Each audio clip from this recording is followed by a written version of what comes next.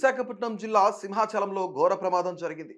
సింహాచలం శ్రీ వరాహ లక్ష్మీ నరసింహ స్వామి చందనోత్సవంలో అపశృతి చోటు చేసుకుంది. స్వామి నిజరూప దర్శనం కోసం వచ్చిన భక్తులపై గోడ కూలింది. ఈ ఘటనలో 7గురు భక్తులు మృతి చెందారు. మరికొందరికి తీవ్ర గాయాలయ్యాయి.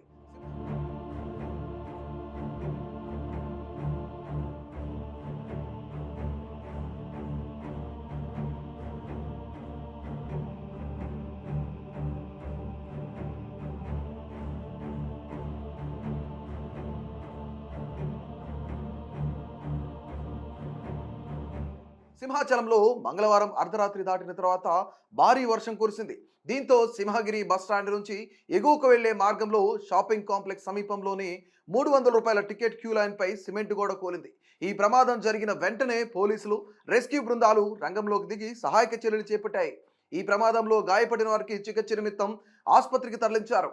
ఈ ప్రమాదంపై సమాచారం అందుకున్న వెంటనే రాష్ట్ర హోంమంత్రి వంగలపూడి అనిత, విశాఖ జిల్లా కలెక్టర్ హరేంద్ర ప్రసాద్, సిపి శంకబ్రత బాక్షి ఘటనా స్థలానికి చేరుకుని సహాయక చర్యలను పర్యవేక్షిస్తున్నారు. హోంమంత్రి అనిత మాట్లాడుతూ రాత్రిపూట కురిసిన భారీ వర్షాలు, బలమైన గాలులు నేలకు వదులు చేసి నిర్మాణం కూలిపోయి ఉండవచ్చని అనుమానిస్తున్నట్లు తెలిపారు. దుర్ఘటనపై ముఖ్యమంత్రి చంద్రబాబు నాయుడు తీవ్ర దిగ్భ్రాంతి వ్యక్తం చేశారు. ఈ ప్రమాదం తనను కలిచివేసిందని పేర్కొన్నారు. ఘటనకు సంబంధించి సీఎం చంద్రబాబు, మంత్రులు, ఉన్నతాధికారులతో టెలికాన్ఫరెన్స్ నిర్వహించారు. ఘటన జరిగిన తీరు, క్షతగాత్రులకు అందుతున్న వైద్య సహాయం గురించి జిల్లా అధికారులను అడిగి వివరాలు తెలుసుకున్నారు. గోడ కూలిన ఘటనపై 3 సభ్యుల కమిటీతో విచారణకు ఆదేశించారు. ఏపీ ప్రభుత్వం తరఫున మృతుల కుటుంబాలకు 25 లక్షలు, గాయపడిన వారికి 3 లక్షల చొప్పున పరిహారం అందజేయనున్నట్టుగా సీఎం చంద్రబాబు ప్రకటించారు.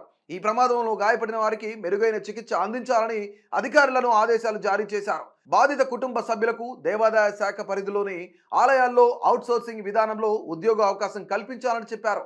కాగా ఈ ప్రమాద ఘటనపై AP deputy CM Pawan Kalyan, YCP అధినేత వైఎస్ జగన్ సహా పలువురు ప్రముఖులు తీవ్ర దిగ్భ్రాంతి వ్యక్తం చేశారు.